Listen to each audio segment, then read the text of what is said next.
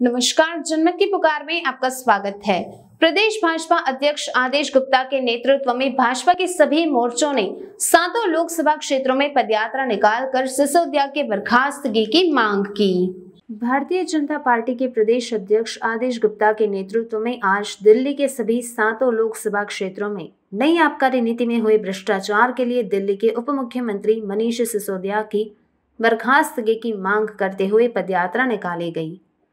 पूर्वांचल मोर्चे द्वारा लाल किले के गौरी शंकर मंदिर से फतेहपुरी चौक तक निकाली गई थी यह पदयात्रा।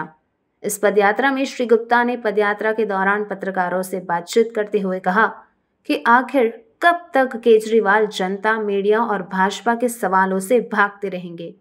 वे अच्छे स्क्रिप्ट राइटर हो सकते हैं, लेकिन जनता की समस्याओं पर न ही विधानसभा में चर्चा करते हैं और न ही विपक्ष को अपनी बात रखने देते हैं।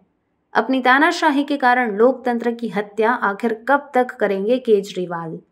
आज हम एक ऐसी सरकार द्वारा किए गए भ्रष्टाचार के खिलाफ लड़ाई लड़ रहे हैं जिसकी शुरुआत स्वराज से होती है, लेकिन समापन शराब राज से होने वाला है। जिस प्रकार से कल एक बहुत बड़ा मामला सामने आया है,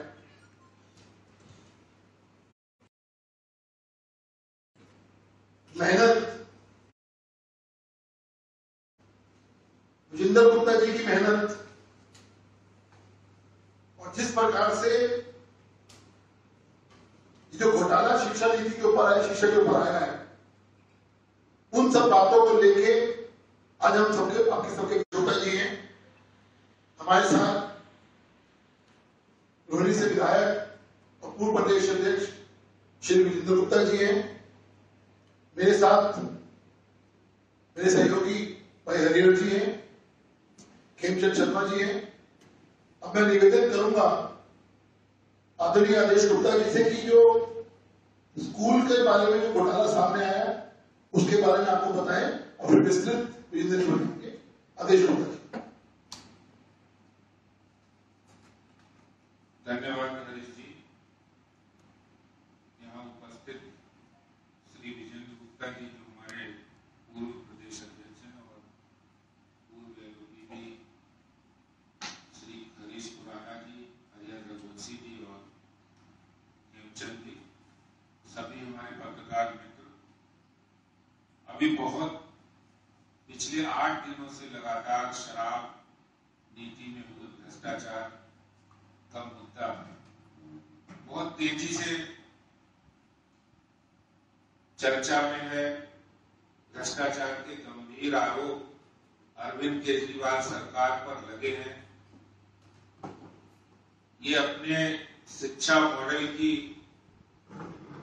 बात उसके जवाब में कह रहे हैं और कैसे एक ईमानदार, कट्टर ईमानदार से कट्टर बेईमानी की ओर जाने वाली सरकार जो अपनी बेहतर शिक्षा की बात करते थे वो शराब तक पहुंच गए। और जिस तरह से कल हमारी दिल्ली के माननीय लेफ्टिनेंट गवर्नर ने सीवीसी रिपोर्ट में जो देरी हो रही थी उसके लिए सीवीसी को जो पत्र लिखा, तब ये वास्तव में आश्चर्यजनक बातें सामने आई जिनको पहले भी भारतीय जनता पार्टी उठाती रही। तब ये पता लगा कि वास्तव में ये सीरियल करप्ट है, series of propaganda, series of drama, series of corruption, series of liquor shops. इसका अगर कोई दूसरा नाम है तो आम आदमी पार्टी सरकार है। कोई भी क्षेत्र ऐसा नहीं छोड़ा हो कि भाई इसमें स्कीम, आम आदमी पार्टी सरकार स्कीम इसीलिए बनाती है कि स्कैम हो जाए, स्कैम करने का मौका मिले। और इसके लिए उन्होंने विद्या के मंदिरों को भी नहीं छोड़ा है।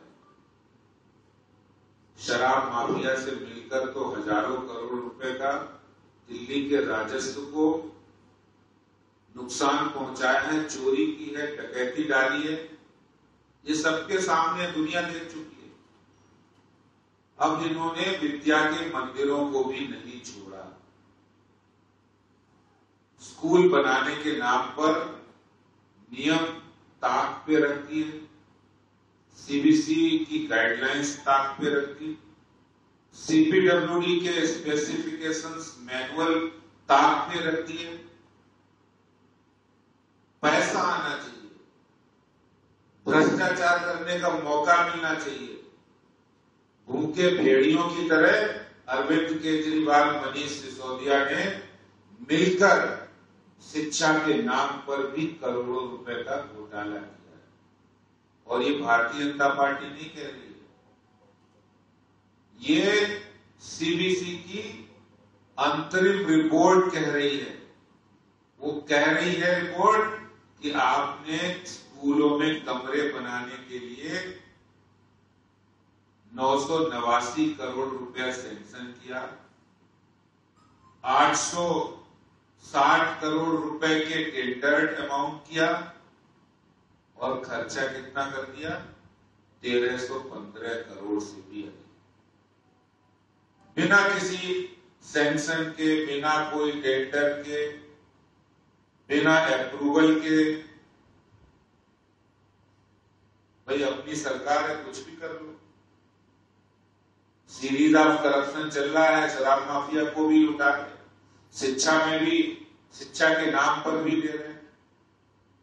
यानी आप कॉन्ट्रैक्ट वैल्यू के से ज्यादा पैसा, 10% से ज्यादा नियम तो मैं भी जानता हूं, 10% से ज्यादा आप कोई भी कॉन्ट्रैक्ट पर डेविएशन नहीं कर सकते, खर्चा नहीं कर सकते।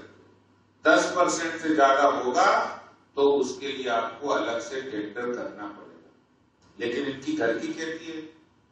दिल्ली में अरविंद केजरीवाल और मनीष सिसोदिया की घर की खेती है,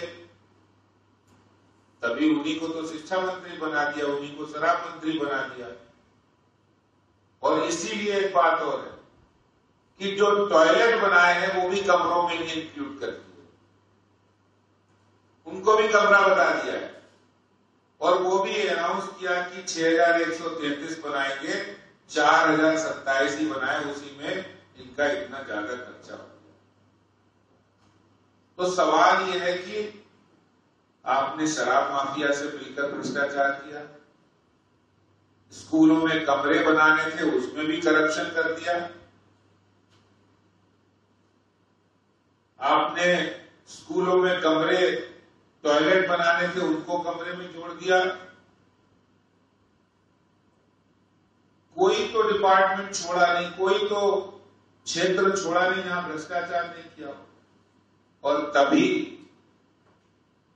क्या करते मुख्यमंत्री जी, मैं आपको आज का ये दिखा रहा हूं। 47 फाइल्स चीफ मिनिस्टर ऑफिस से जाती है, चीफ मिनिस्टर साहब साइन नहीं करते, उनका स्टाफ साइन कर रहा है।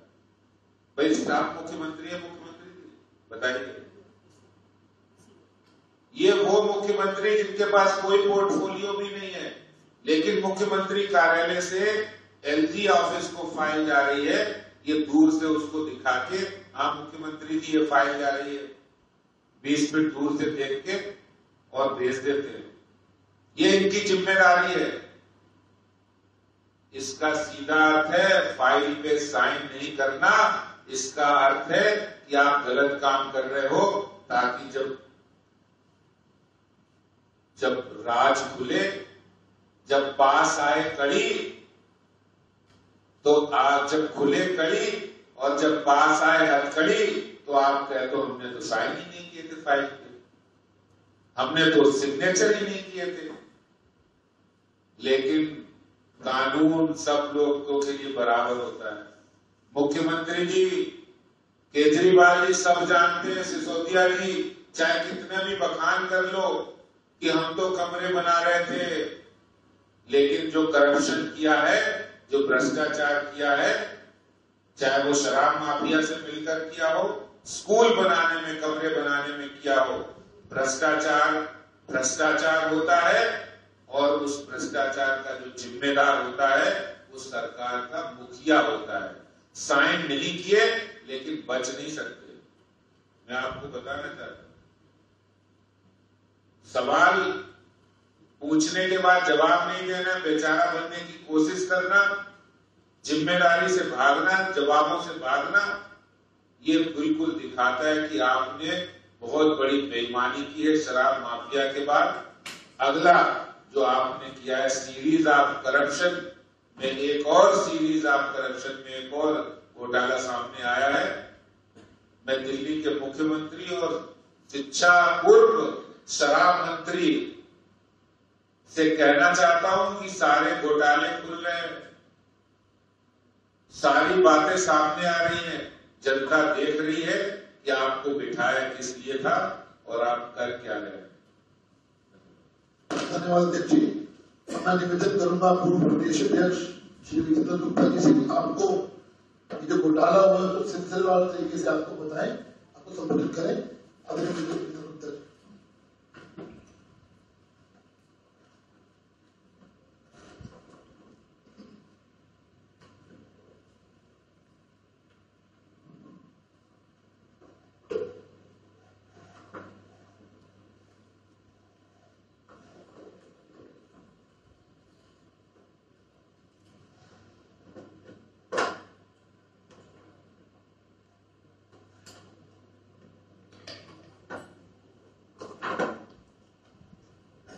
साथियों, सबसे पहले तो मैं आपको दिखाना चाहूंगा एक 34 पेज की रिपोर्ट है सेंट्रल विजिलेंस कमीशन, और ये जो लिखती है रिपोर्ट पे CVC the intensive examination of work done by technical examiner.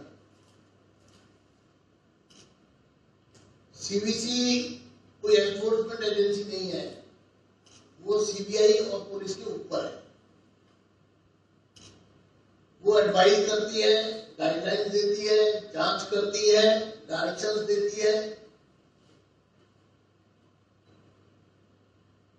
और देश की सबसे विश्वास प्राप्त संस्था सेंट्रल विजिलेंस कमीशन।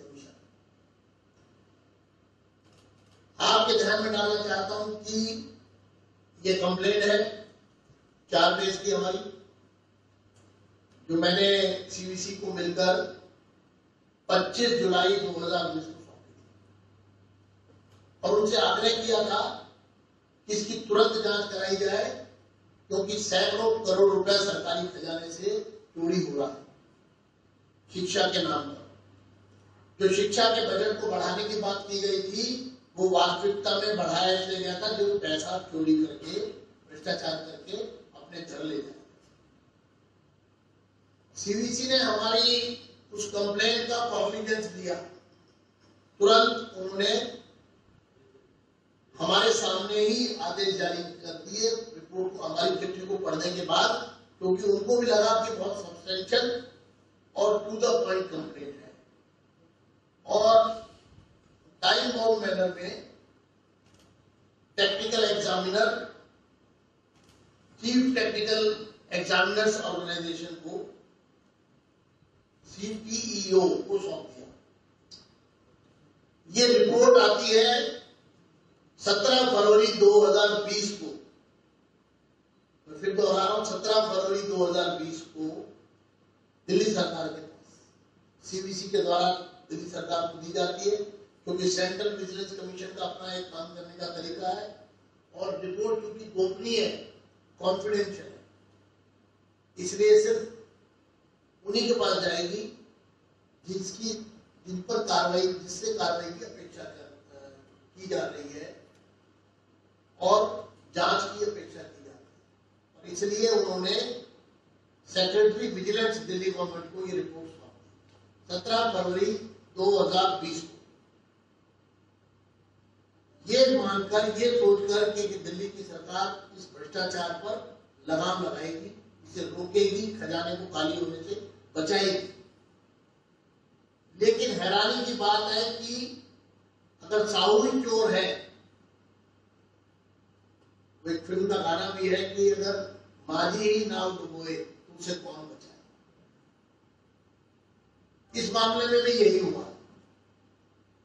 ये रिपोर्ट चोरों को दे दी गई, साहू समझ गए, और इन्होंने इसको 2.5 साल तक दबा कर रखा और कोई कार्रवाई नहीं, क्योंकि इसमें इनके अपने काले कारनामे। अब काले कारनामे इस हद तक है कि मैं सीवीसी की कुछ पंक्तियां आपको पढ़कर बता रहा हूं, और वो पंक्तियां ये है कि सीवीसी जब जांच कर रही थी तो एक नाम सामने आ रहा था, Messrs Babbar and Babbar associates. तो सीबीसी ने कहा ये बब्बर एंड बब्बर एसोसिएट्स क्या चीज है? ये आर्किटेक्ट है, ये सत्येंद्र जैन जी के बहुत नजदीकी है। Messrs Babbar and Babbar associates ये मनीष सिसोदिया के बहुत नजदीकी है, और ये जो घालमेल हुआ है ये बब्बर एंड बब्बर एसोसिएट्स के जो भी करता धरता है, सत्येंद्र जैन, मनीष सिसोदिया और केजरीवाल जी के बीच में। इन चारों ने मिलकर ये पैसा सरकारी खजाने से लूटा। इसके बारे में सीवीसी के ऑब्जर्वेशन मैं पढ़ रहा हूं। पहले बार बार सीवीसी ने पूछा, कोई रिप्लाई नहीं हुआ। फिर सीवीसी ने एक लेटर लिखा। Even a letter was written to Chief Engineer Education specifically asking about appointment of Messrs. Babbar and Babbar Associates. कि भाई इसकी अपॉइंटमेंट कैसे हुई है?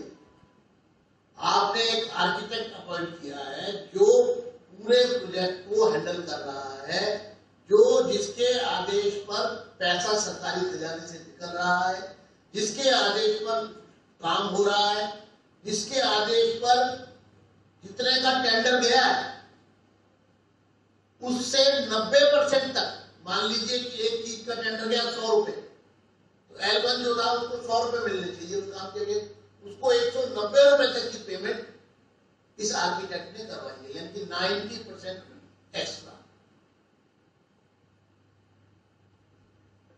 तो जब उन्होंने पूछा कि भाई ये इसकी अपॉइंटमेंट कैसे, लिखकर पूछा, However, while letter dated 18 September 2019, it was replied that readily available information about appointment of the architect was not found on records.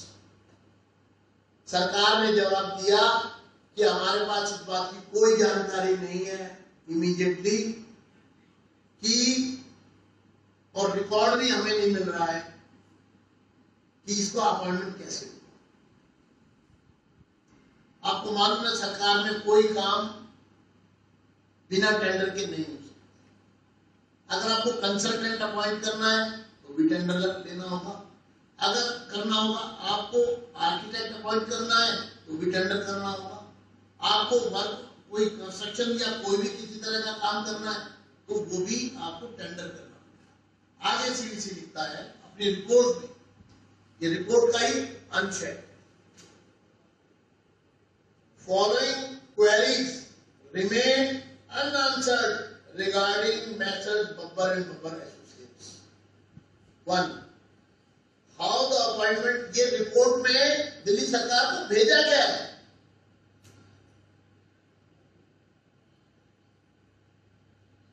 Point number 1, questionable, जिसको सेटल करना चाहिए था, 2.5 साल तक दबाए रखा। How the appointment of Messrs Babbar and Babbar Associates was done in such a high value project, जो हजारों करोड़ का प्रोजेक्ट है, जो सरकार के खजाने से हजारों करोड़ रुपया निकल रहा है, जिसके आदेशों से, जिसके साइन से। How the appointment of Messrs Babbar and Babbar Associates was done in such a high value project, whether through open tendering और through limited tendering. No reply, आज तक कोई रिप्लाई नहीं। approval of competent authority was taken for appointment of the architect. फिर मैं पढ़ देता हूँ, whether the approval of competent authority was taken for appointment of the architect firm Messrs Babbar and Babbar or not. Competent authority से कुछ approval ली के नहीं ली, no answer. ये रिपोर्ट तैयार करते वक्त भी इसको पढ़ने के बाद लगता है कि जब सीवीसी ने बार बार पूछा तब भी उसके बाद कोई रिकॉर्ड पे रिप्लाई नहीं दिया गया, बस एक लिखा गया हमारे पास हमें रिकॉर्ड नहीं मिल रहा, इसकी अपॉइंटमेंट कैसे। एक पत्र लिखकर मामले पर उसके बाद आंख और कान सब बंद कर दिए। What was the scope of services to be offered by Messrs Babbar and Babbar Associates? उसको काम क्या करना था, उसका स्कोप क्या है, वो सीवीसी को नहीं बताया। What was the consideration for Messrs Babbar and Babbar in lieu of its services? उसको आप जो सर्विस वो दे रहा है उसके बदले में उसको कंसिडरेशन कितना पैसा उनको आप दे रहे हैं, इसका भी कोई लेखा जोखा इस व्यक्ति के बारे में, जिस व्यक्ति ने ये सारा पैसा खर्च किया, जिस व्यक्ति ने टेंडर अमाउंट से 500 करोड़ रुपए ज्यादा पेमेंट करवा दी। अब आप देखिए, कुल इन्होंने तय क्या किया था, इन्होंने तय किया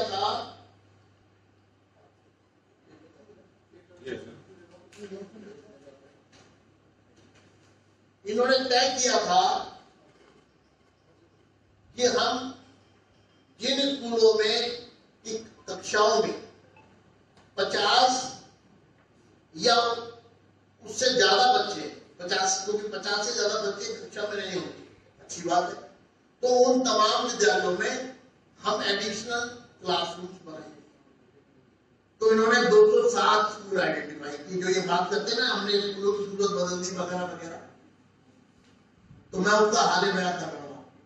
इसके बारे में भी सीवीसी ने अपनी रिपोर्ट में लिखा है, इनकम्प्लीट वर्क, सब स्टैंडर्ड वर्क, ये सारे प्रूफ सीवीसी ने फिजिकल वेरिफिकेशन के बाद इस रिपोर्ट में लिखे।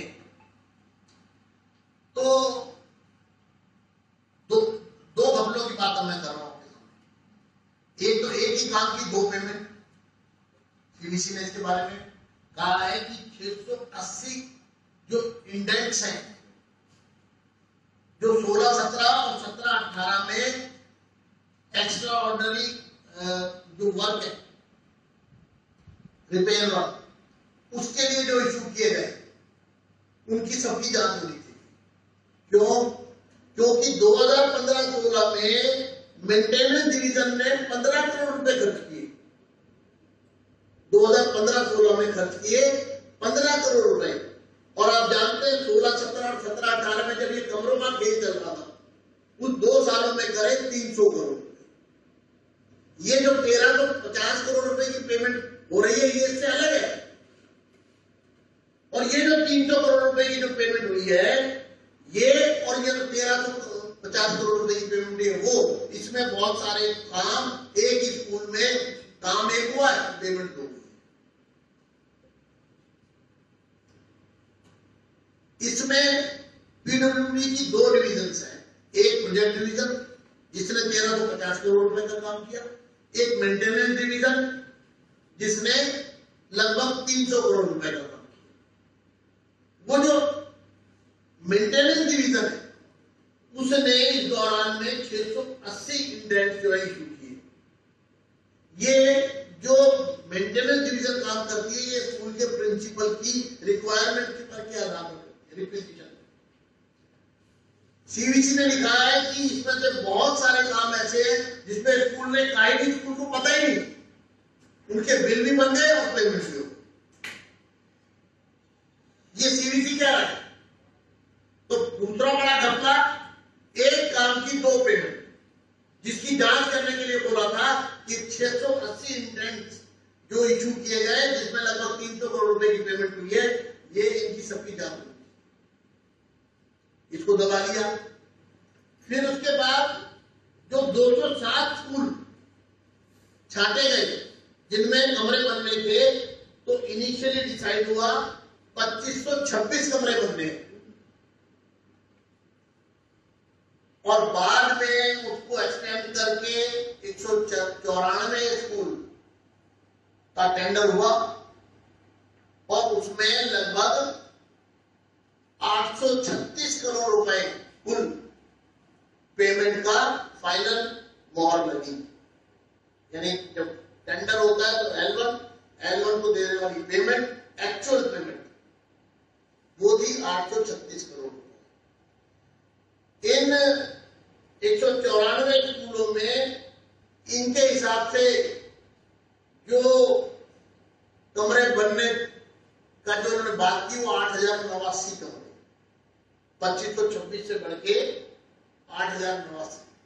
लेकिन सीबीसी लिखता है कि एक्चुअल में इन्होंने सारा बजट जो था 836 करोड़ रुपए का तो खर्च कर ही दिया, उसके ऊपर 500 करोड़ रुपए और खर्च दिए बिना टेंडर के ज्यादा, और 53 स्कूलों में एक भी कमरा नहीं था। यानी कि 194 स्कूलों में कमरे बनने थे,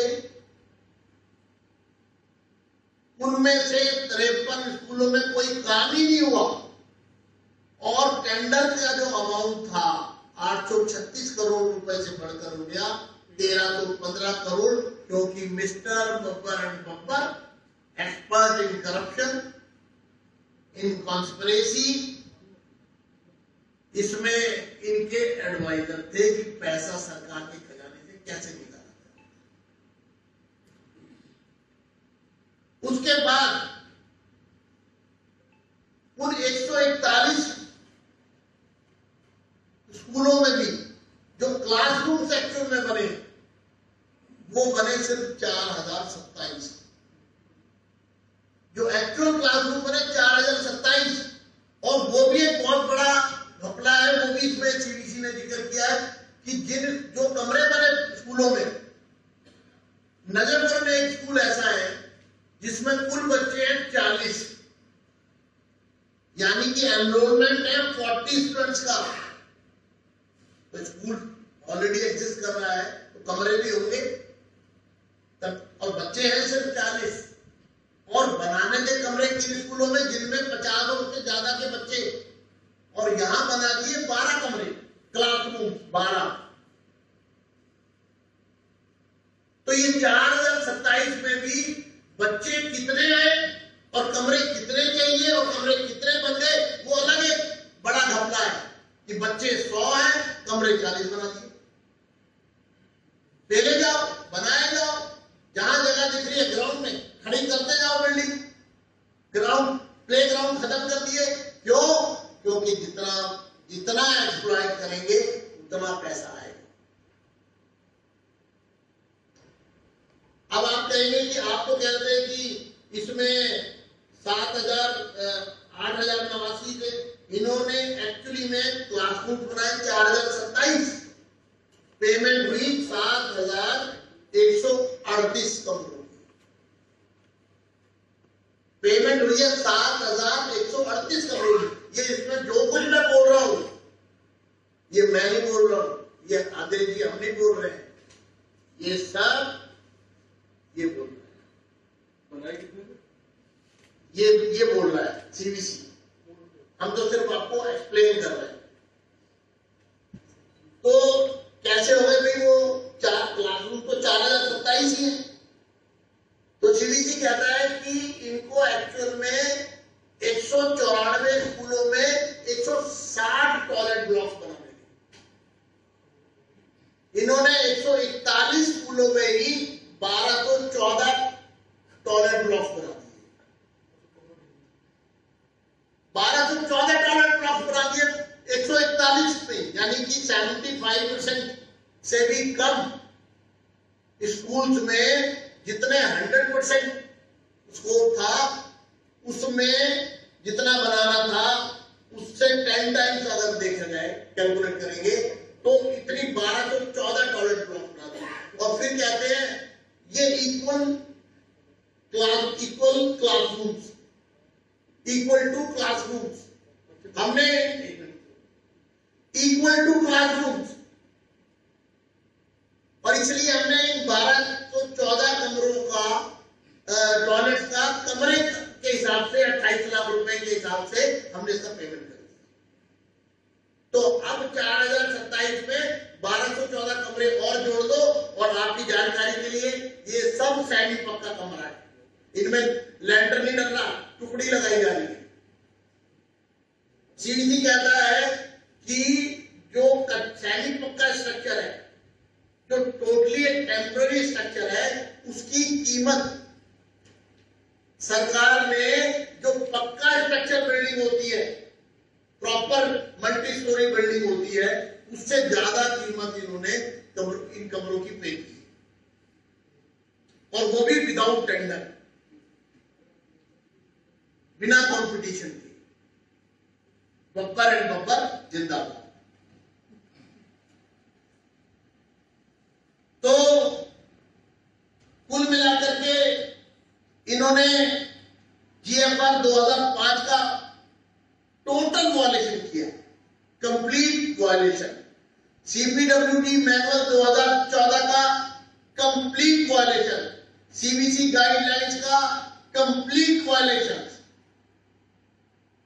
और सिर्फ एक ही रात कि हमारी धौंस से कौन नहीं डरेगा। एजेंसीज हो, कोर्ट हो, सरकार हो, रिपोर्ट तो सीवीसी ने बनाई थी, केजरीवाल जी, जो सेंट्रल विजिलेंस कमीशन है, अगर हस्तक्षेप होता केंद्र सरकार का तो आप 2.5 साल तक इसको छुपाकर कैसे रख लेते। ये रिपोर्ट सीवीसी ने अपना धर्म का पालन करते हुए एक सही चीज को, दिल्ली की आम जनता के पैसे को लूटा ना जा पाए, और लूट लिया है तो वापस आ जाए खजाने में, और अब कह रहे हैं कि ओल्ड मैटर हो गया। It is old matter now. 2.5 साल तक दबाए रखा, छुपाए रखा, और अब वो क्योंकि ओल्ड मैटर हो गया है तो इसमें हम कुछ नहीं बता सकते। ना हम ये बता सकते हैं कि बब्बर एंड बब्बर, शायद इसमें भी उस समय भी सत्येंद्र जैन जी की और मनीष सिसोदिया जी की याददाश्त चली गई कि उन्होंने बब्बर एंड बब्बर को कैसे अपॉइंट किया, वो आज तक वो सीवीसी को भी बताने के लिए तैयार नहीं है। तो हमारा अंत में यही कहना है कि इस मामले में तुरंत एफआईआर दर्ज होनी चाहिए, सीबीआई को मामला सौंपा जाना चाहिए, और इसके साथ साथ हम इस पर एकेडमिक रिप्लाई चाहते हैं। लफाजी नहीं, ये बीजेपी वालों ने, अरे भाई ये बीजेपी की रिपोर्ट नहीं कह सकते अब आप, 2.5 साल से आपने दबाई हुई है, छुपाई हुई है। अगर आपने हमारा अभी तक चैनल सब्सक्राइब नहीं किया है तो कृपया चैनल सब्सक्राइब कर लें, लाइक करें, शेयर करें, कमेंट करें। तो मिलते हैं फिर किसी और खबरों के साथ। नमस्कार।